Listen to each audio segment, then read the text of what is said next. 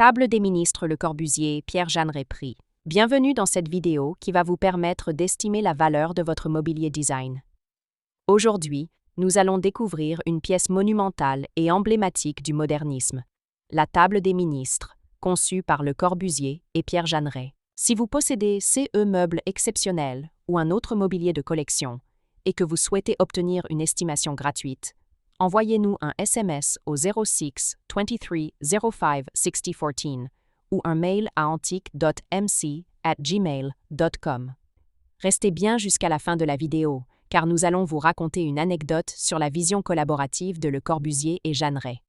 Mais d'abord, voyons son histoire. Ses caractéristiques uniques et SS tendances de marché. Quelques résultats en vente aux enchères. En octobre 2024, Piazza proposa une table des ministres de Le Corbusier et Pierre Jeanneret, avec une estimation basse de 100,000 €.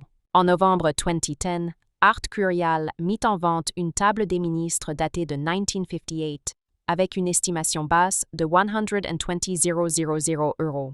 L'histoire de la table des ministres. Créée à la fin des années 1950, la table des ministres fut imaginée par Le Corbusier et Pierre Jeanneret dans le cadre de projets institutionnels et gouvernementaux, notamment pour Chandigarh, la capitale administrative de l'État du Pendjab en Inde.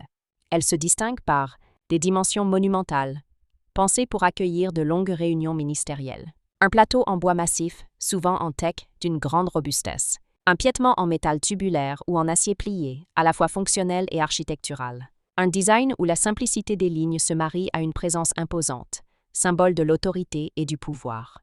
Pourquoi la table des ministres est-elle si recherchée? Elle représente un chef-d'œuvre du mobilier moderniste institutionnel. Son lien direct avec Chandigarh, projet urbain majeur de Le Corbusier, la rend historique. Sa rareté sur le marché et son importance architecturale en font une pièce de prestige très convoitée par les collectionneurs et les musées.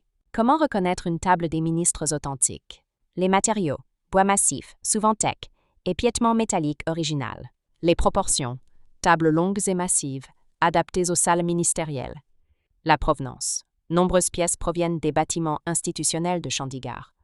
La patine, usure naturelle du bois et du métal, témoignant d'un usage intensif dans des contextes officiels. Anecdote. On raconte que lors de l'installation du mobilier à Chandigarh, un ministre aurait déclaré devant Le Corbusier « Cette table est digne d'un palais ». Et Le Corbusier aurait répondu « Elle n'est pas pour un palais, elle est pour la démocratie ». Une phrase qui résume bien l'esprit du projet. Créer un mobilier monumental, mais au service de la collectivité. Si vous avez apprécié cette vidéo et souhaitez en savoir plus sur l'expertise et l'estimation de CE Mobilier Design, pensez à lire notre article complet en description et à nous contacter.